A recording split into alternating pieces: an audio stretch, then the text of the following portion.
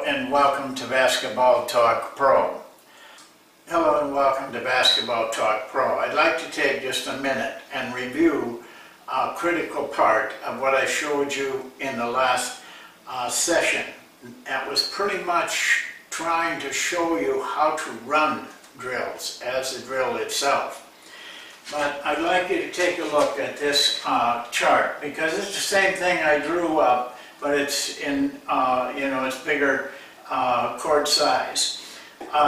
These four skills in any offense, and especially our offense, are the four things that you need to know, and that's why I want to review them. Because once you know these four skills and moves, it'll apply to anything, any offense you run.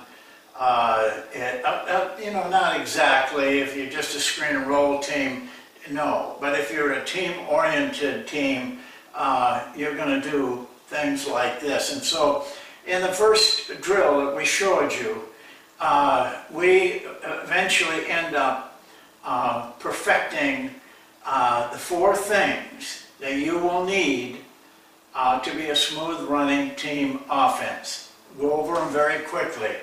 Regular and roll, that's the name I use. Screen, come to the top of the key, and roll. By the way, Golden State in the finals made big use of this. Very simple. In fact, Golden State's the only team I've seen in the NBA or in college that uses all four of these elements. Now the second one is pass, same drill that I showed you last time. Set the screen, guy steps out and then makes a back cut. This guy pops, have him come straight up. Pass can go to either one, same here. That's a back cut and pop. You got to write these down, regular and roll, back cut and pop. The third one is curl and pop. Pass, screen, curl, off of the screen, pop, off of the screen. That's the third one. The fourth one is slip the screen, pop or fill. Pass, go to screen, but then cut off of it. If this guy trails because he's seen you've been doing all these things, all of a sudden you're going in for a layup. This player can make his choice. He can come over and fill, or he can pop. The pass goes both ways. Those four elements of this offense will apply to any offense. And the next thing we are going to show you is how you can use these four in a screen down. How you can use these four when you're feeding the post and splitting, and some other situations. Well, I want to go on now to building a system, but I wanted to review that for you today. Well, today I want to introduce you to a part of coaching that I think is extremely important, maybe the most important thing.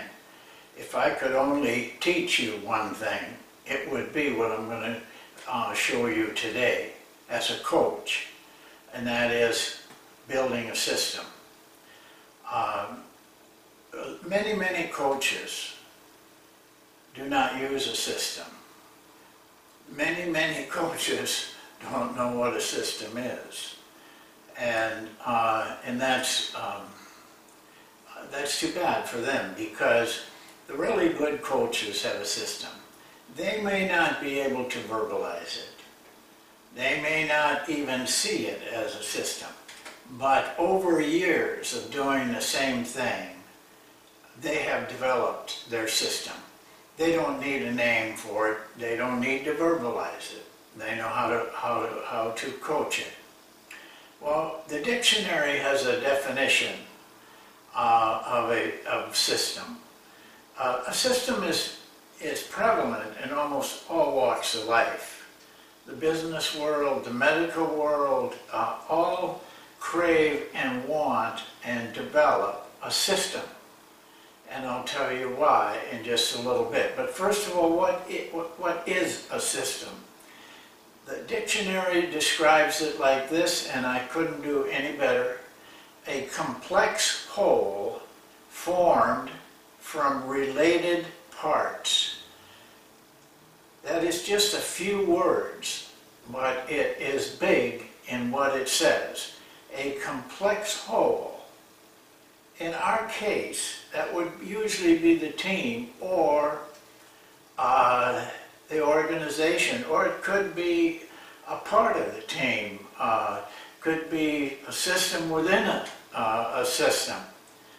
But it's a complex whole. What you see at the end is much bigger than what you see on the inside, because it's formed from related parts. It isn't formed from general parts. It's formed from specific parts that make the whole work. Whether it's a five-piece jazz combo playing in a bar someplace, they have to have the parts relate to the song they're playing. The parts may be not the same.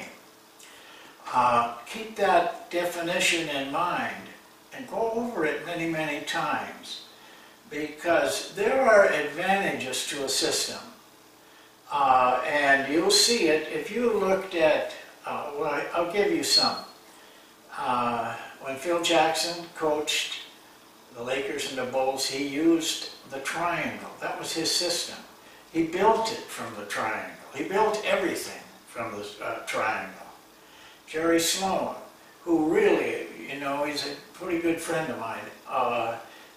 He does not speak in terms of a system, but he has a wonderful system, maybe one of the best offensive systems that we've seen. And the guy at San Antonio, Popovich, has a very strong system. Now, in his system, the players and the coaches refer to it as a system. They know what they're doing is a very strong system. So you see, you have to think of yourself as the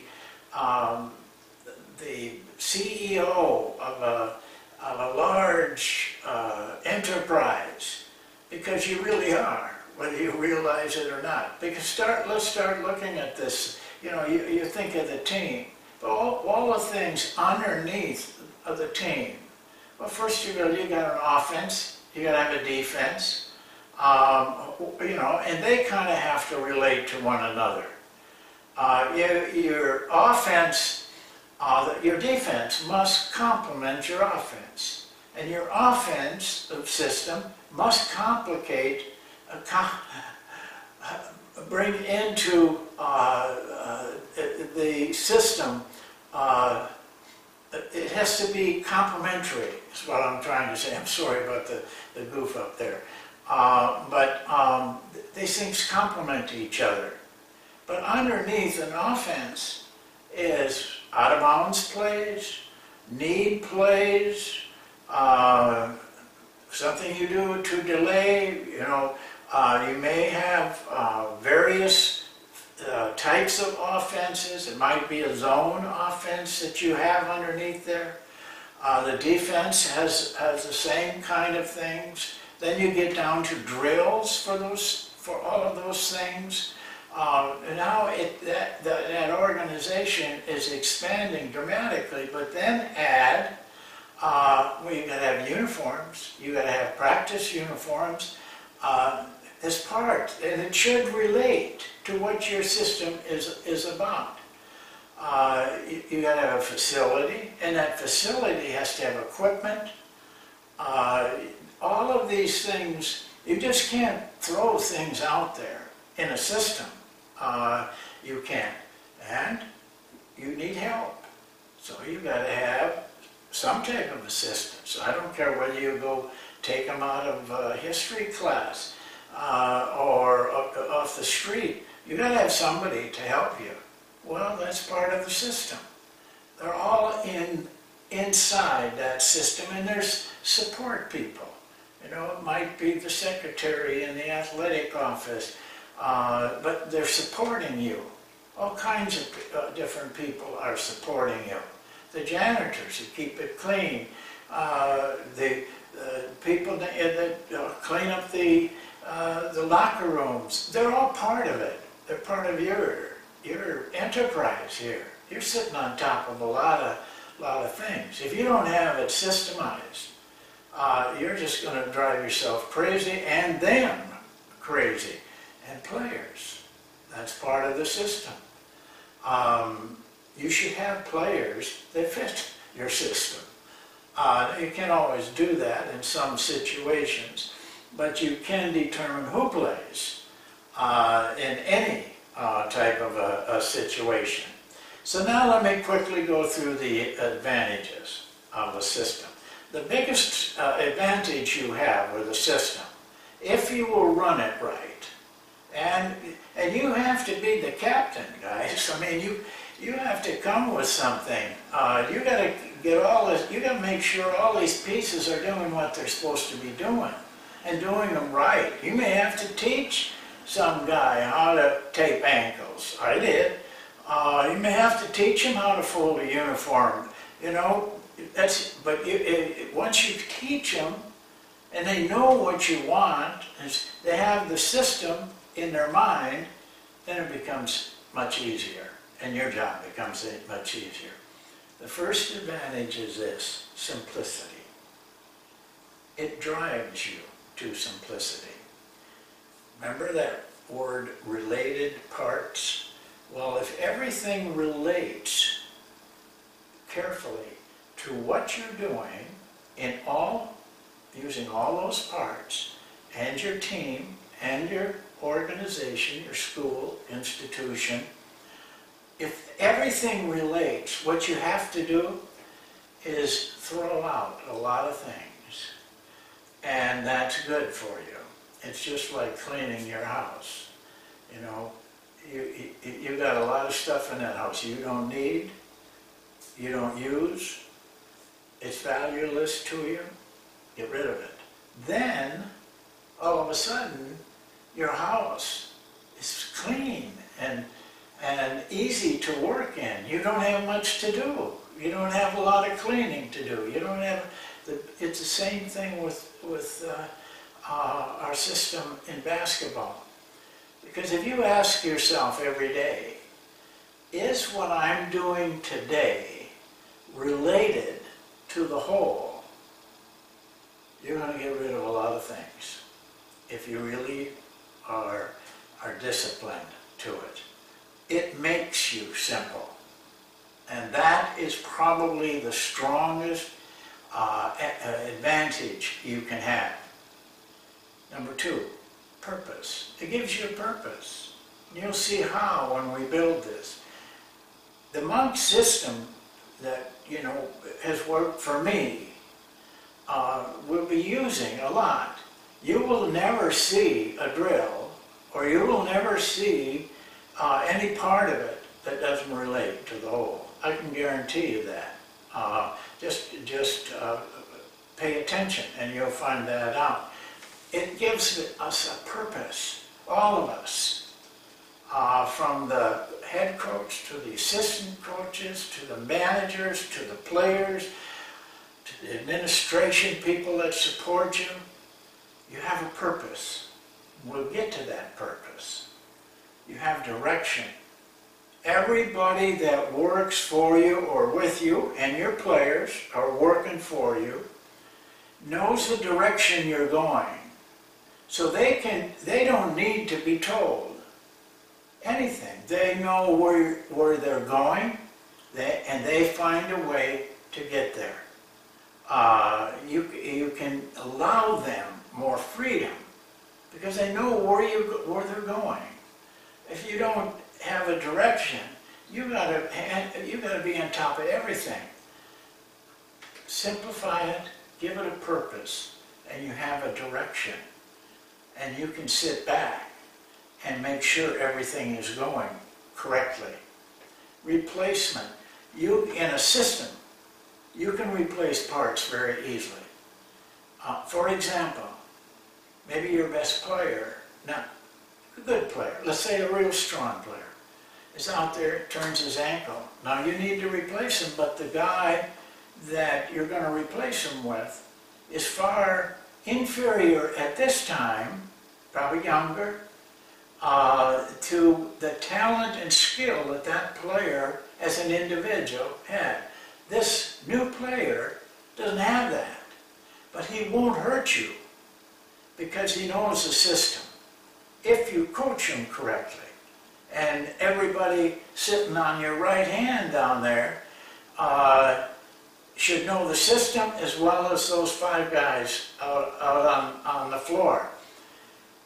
I could give you example after example of filling in with a player who has not played much and taking out a very strong player individually, and the system keeps moving very smoothly. Sometimes it gets better. I've had at least 5 situations that I have replaced. If they weren't the leading scorer, they were a rebounder and everything, with a player that doesn't have near that ability, and all of a sudden the team works better because that player played for himself. The player coming in played for the team. So yes, we didn't have as much of that raw talent, but as a team, we were better. This happens. Injuries, sickness. You've got people back here who can stay with you. And that's the beauty of a system. In fact, you can replace your coach. Maybe the coach has a problem, He's got to leave. You've seen this all. Well, the Golden State Warriors. That guy that's a head coach, he hardly coached in the playoffs. I think he only coached about 2 or 3, but the system never changed. They got a wonderful system, by the way. That never changed. He was having a problem, a health problem. He couldn't sit on the bench because of his back. They won the NBA championship without him, basically, because the assistant knew the system. The players knew the system. It's a wonderful part. And players, you can find a niche for almost every player in your system. He can get good at something in that system. So he makes a contribution. He comes in and gets his time, has to be forced into it. He's got something that he can contribute, and he contributes it within the system. Trust me, it will help your players get better and more effective just because they're doing things within the system. Those are the 5 advantages that I will give you. I don't need to give you any more. You shouldn't want any more. You got everything you need to run a team very smoothly. And we haven't even started on building a system yet. We're just at the beginning stage. I'm going to leave you now, but in order for you to build the system that you want to build, remember now, this will be your own system. You can use somebody else's, but if you use it, make sure you know what it will. If you've been a player for a good coach that had a great system, yes. Denny Crum moved from UCLA under John Wooden to Louisville and ran exactly what John Wooden ran, used the same system in all parts of his organization, and he won NCAA championships. I was in 2 conferences with Denny, And he never missed a beat. He had a system. He just took John's system with him. But now see, he had been with John he played for him, and he worked as his assistant for 8 or 10 years there. Yeah, you can do that. But sometime in your career, you're going to build your own. That's what I'm talking about right here. It'll take you a long time. You know, the system that I call the monk system, which I wouldn't change, and not one iota in it, nothing. If I were, no matter what team you put me on, if you put me on the 8th grade team, or you put me on a Division I team, I'm teaching both the very same way. Because that's what a system is. You can do it for anybody. You have to have one thing, though, in building your system. I want you to think about it. And that is, what do you value? What do you really value? Not what you see on TV, or some Division one team has got, or the guy in your conference is winning a lot of games this year, and you want some of that. No, you get what you value. I value improvisation. If you don't know this, you haven't been watching Basketball Talk Pro. I value improvisation and instinctive play. My stuff has all been built on those 2 words. There's some other things I value too. But down deep, that is what I really feel strongly about. You've got to find the same thing. But don't, make it you. Dig down and don't just throw something out there. Yeah, I want to press. Or everybody says we want to be fast break team. Everybody has that in their head, but they don't really know how to do it because it isn't something that's really important to them. Paul Westhead, on the other hand, his value of the fast break brings everything to him.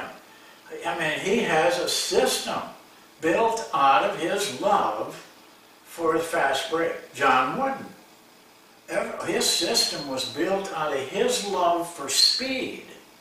Read his book. You'll find out. Read Practical Modern Basketball. He wrote it back a long time ago. It's in there. It'll be in there, and it'll be in every book he ever wrote or had written about it. It's always there. It's what you value. You see, because what you value, you believe in. That comes with the valuing. So sit down and really dig in and find out what you really value. Don't be afraid to say it either. It might be something that nobody else would value. It's okay, because they wouldn't be able to coach it either. You believe in it, you can coach it. Start with your value. Start what you believe in. It'll take care of your coaching. It'll carry you. We'll talk more about this next time, and we're going to build a system for you. Thank you, and we'll see you next time, probably Saturday.